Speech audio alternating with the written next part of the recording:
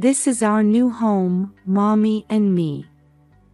I was speechless at my granddaughter's words. After all, it was clearly just a shabby tent on the riverbank. However, my 5-year-old granddaughter seemed unaware of the gravity of the situation, perhaps finding the outdoor living novel. What on earth was going on? As I stood there confused, even more shocking facts came to light. This was absolutely unacceptable. Filled with anger, I vowed to seek revenge for my daughter and granddaughter. "Congratulations on your marriage." I hugged my daughter Maggie. She looked so happy in her wedding dress. "Thank you," she replied. Maggie's husband was the second-generation president of a company. Ben, her partner, seemed well off, taking Maggie to fancy restaurants and giving her expensive gifts. Initially, I was overjoyed about my daughter's good match, raising both hands in celebration. All I wanted was for my daughter to be happy. "I'm glad you're happy for me," Maggie smiled gently, always thoughtful of her mother. Their wedding went smoothly, and all I could do was pray for their harmonious life together. Little did I know then what trials awaited my daughter. While I had hoped for Maggie's happiness, I discovered something terrible after she married Ben. He held outdated values, what you might call male chauvinism. After they got married and my granddaughter Charlotte was born, I went to visit Maggie in Ben's house. "Maggie, coffee." Ben not only ordered Maggie around while she was holding and soothing Charlotte, but he also tried to chat with me while leaving Maggie standing. "Ben, do you always treat Maggie like this?" I couldn't help but frown. Isn't a wife supposed to devote herself to her husband? "Is there a problem?" he replied, sipping the coffee Maggie had made, seemingly unconcerned. "I want you to treat my daughter with more care," I protested, but Ben wouldn't listen. Our thought processes were completely different. As I was leaving, I whispered to Maggie, "If anything happens, don't hesitate to talk to me." She nodded silently. Walking home, I squinted at the sunset. Come to think of it, my husband was kind of like that too. My late husband also had old-fashioned values and always spoke to me in a commanding tone. I sighed, wondering if husbands have always been like this. After that, I couldn't see my daughter or granddaughter for a while. When I tried to contact Maggie, she wouldn't answer the phone, and there were no return calls. I thought maybe Maggie was busy with childcare. As I continued to worry, one day I finally received a phone call. "Hello, Maggie. Have you been well? Is everything okay over there?" However, it wasn't my daughter on the other end of the line. "It's been a while, mother-in-law." "Ben, why are you calling from Maggie's phone?" "So it was you who's been persistently calling her phone." Ben threw sharp words at me with a sigh, not answering my question. "It's pointless to try contacting Maggie. She's mine now. Don't treat my daughter like an object. Put her on the phone. Shut up. Don't contact us again." He spat out these words and hung up. As I listened to the dial tone, I was dumbfounded. At the same time, I couldn't stop worrying about Maggie. So, I went to see my daughter when I knew Ben would be at work. However, Maggie came to the door with a gloomy face. "What are you doing here? Ben hates you and told me not to see you anymore." "I'm sorry, but I was worried about you." "Are you really okay living with Ben?" My daughter lowered her eyes sadly, and I felt helpless. "Hey, why don't you come back home with Charlotte?" However, she strongly pushed away my outstretched hand and glared at me. "Don't be ridiculous. Do you want to make Charlotte a fatherless child?" I was left speechless by Maggie's vehemence. "When you butt in, it causes trouble between Ben and me. Please, just leave us alone." "But I'm just worried about you." "Mind your own business. I'm happy with my rich husband and cute daughter. I have nothing more to say to you, so go home." With that, Maggie slammed the door shut. I was so shocked that I couldn't move from in front of their house for a while. Maybe it's better if I don't interfere with them anymore for Maggie's happiness. After being so strongly rejected by my daughter, I felt helpless. I wiped away the tears that had unknowingly started flowing down my cheeks and trudged away. 5 years passed without me seeing my daughter. Although there wasn't a single day when I didn't think about Maggie and Charlotte, there was nothing I could do. I lived my life praying for their happiness from afar and taking care of my own health so as not to cause trouble for my daughter in the future. Then one morning, during my daily walk, I decided, today, I'll take the riverside route for a change. As I walked near the cool riverbank, watching the morning sun, I encountered an unexpected sight. "What's that?" I noticed an unfamiliar tent pitched on the riverbank. Moreover, it was a shabby tent, dirty in places. When the entrance opened and a child about 5 years old poked her head out, I felt my heart almost stop. As the girl started washing her face in the river, I recognized her. As I cautiously approached, the girl noticed me and smiled brightly. "Hello. Hello. Are you Charlotte?" "Yes, I am." "How do you know my name?" "I thought so. I'm your grandmother."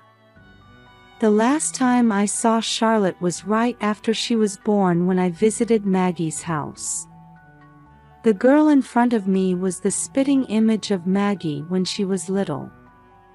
However, Charlotte's body was painfully thin and emaciated. "What are you doing in a place like this?" "This is our new home, Mommy and me."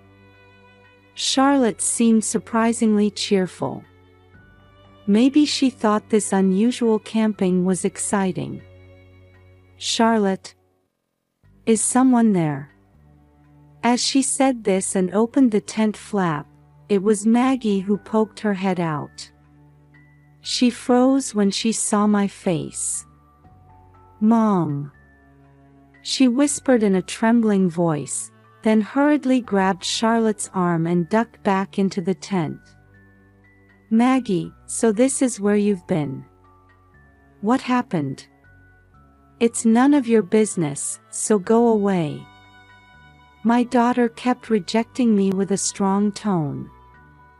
I didn't understand what was going on, but I knew this wasn't a normal situation. "Don't worry. I'll help you. Everything will be all right, I promise." As I continued to speak gently, eventually I heard sobbing from inside the tent. "Mom, help me." And so, I took my daughter and granddaughter into my protection and brought them back to my house. I prepared a bath and meals for them, and after they had calmed down, I listened to the full story. What I heard shocked me. Ben had enforced male chauvinism at home, treating Maggie almost like a servant. Furthermore, Ben only saw Maggie as a tool for bearing children, and right after Maggie gave birth to Michael, who was to be the heir to his company, he kicked Maggie and Charlotte out of the house. I was speechless, not even knowing about the existence of my grandson Michael. When Charlotte was born, he kept berating me for not being able to have a boy. But then when Michael was born, he said I was no longer needed. Maggie was stroking Charlotte's head as she tearfully recounted. And when they were kicked out of the house, they were threatened, "If you tell your family or ask anyone for help, I'll hurt Michael." That's why they couldn't turn to me for help and had no choice but to start living in a tent. Maggie had told me to go away to protect me. I absolutely cannot forgive this. After learning everything, I couldn't stop crying at the terribly cruel treatment my daughter had endured. It's okay now. I'll take care of everything. As I embraced Maggie and Charlotte, I vowed revenge against Ben. First, we thought about collecting evidence of Ben's wrongdoings. However, Maggie had almost nothing with her when she was kicked out of the house. She had left with just the clothes on her back, almost no money, and had been eating grass growing on the riverbank for meals. How did you get that tent? Actually, I secretly took it from the storage shed at Ben's house. Maggie looked apologetic, but it was understandable given the emergency situation. They had been camping out on the riverbank in that tent for about half a month. According to Maggie, her smartphone had been taken away and was probably still at Ben's house. I had recorded how I was usually treated on my smartphone, but now there's no way to access that evidence. He probably took it away anticipating that. I felt like grinding my teeth at Ben's cunning. The next thing I considered was whether we could take legal action. However, I realized it would be difficult to afford a lawyer. Besides, Ben was a company president with income. It was clear he would use his money to hire a top-notch lawyer. We wondered if there was any other way. After discussing, we decided on a certain method to corner Ben. Not even 3 days had passed when Ben came barging into our house in a rage. From early morning, there was a violent banging on the front door. "Open up. This is your doing, isn't it?"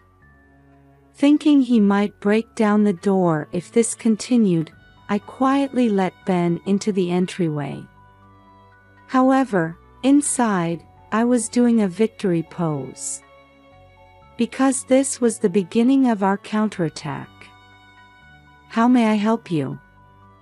I acted submissively, pretending to be frightened.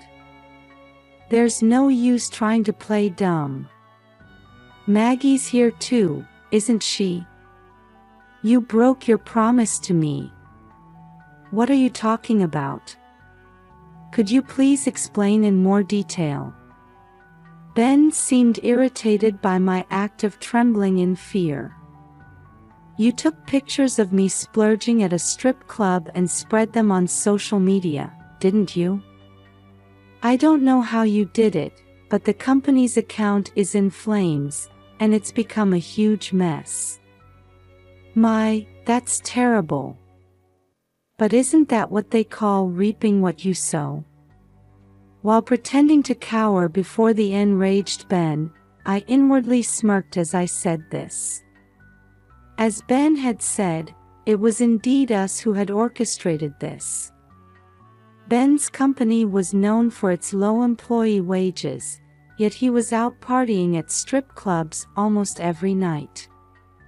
Knowing this, I paid one of the women at the club he frequented to take photos of him there. Then, I created an account and posted those photos, spreading them across social media. As a result, angry messages flooded Ben's company account.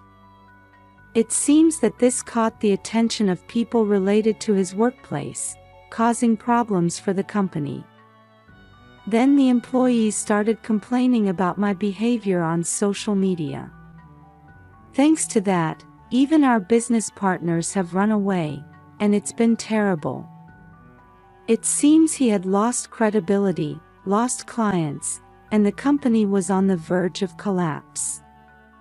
Maggie, you're here, aren't you? Come out. I warned you, but you went crying to this old hag. Ah, you mean how you threatened that if she told her family or asked anyone for help, you'd hurt Michael? I stopped my act, straightened my back, and confronted Ben. He seemed to sense something was different about me. That's not a warning, it's a threat, isn't it? Shut up. You stay out of this. Ben yelled and kicked a potted plant. However, the pot, full of heavy soil, didn't fall over, and instead, he hurt his foot, grimacing in pain. Perhaps angered by this, he even tried to kick the shoe cabinet. You'd better not throw a tantrum. I'm warning you, for your own good. Mind your own business. Just bring Maggie out. This time I'll lock her up so she can never leave the house again. I silently handed him a piece of paper. What's this? When Ben looked at the paper, he saw restraining order written in large red letters. Stay away from my daughter. This is a warning. What? Don't mess with me. His anger further inflamed, he tore the paper to shreds and trampled on the pieces that fell to the floor. Watching this, I reached behind the clock placed in the entryway. What's that? Can't you see? It's a camera. No way. Ben turned pale and stumbled backward. I had set up video cameras in the entryway, anticipating that he might come barging in angrily. In fact, I had installed 3 cameras at different angles. Well, since you threatened that unfortunate things might happen around us, it was necessary for security and vigilance, right? When I checked the footage from one of the cameras, it had perfectly captured all of Ben's behavior. I'm sure the other cameras recorded similar footage as well. We intend to submit this to the police as evidence.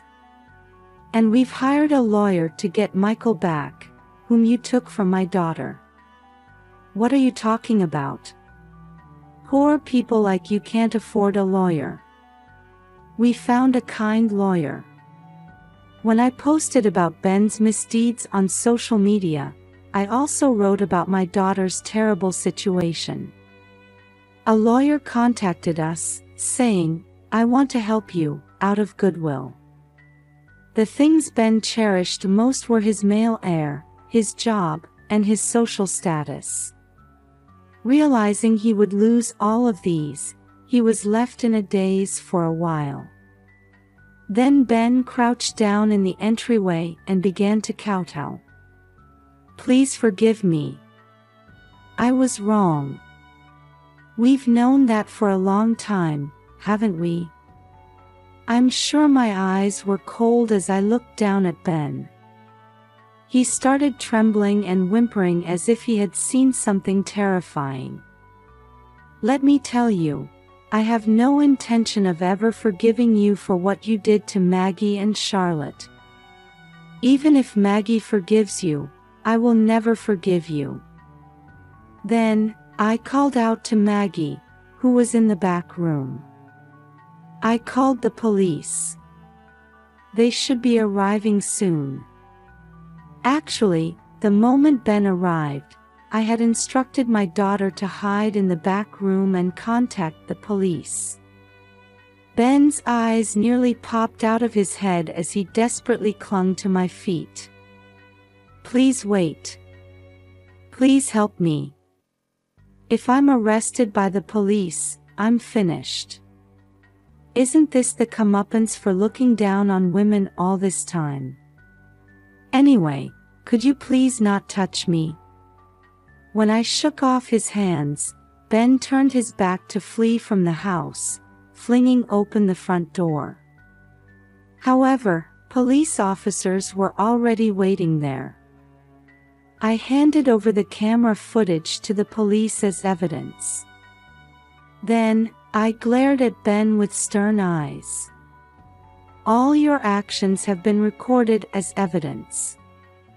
From now on, you'll face the judgment of the law." And so, Ben was stuffed into a police car, crying, and my daughter and I watched until the car was out of sight. After that, Maggie and Ben's divorce was finalized. Maggie not only got Michael back, but also claimed $20,000 in damages and $800 per month in child support. And so, Maggie, Charlotte, and Michael began their new life in my house. I believe we'll surely be able to live a happy life together from now on, and I'll do whatever it takes to ensure that happens. Surrounded by my daughter and grandchildren, I'm filled with anticipation for our new life ahead.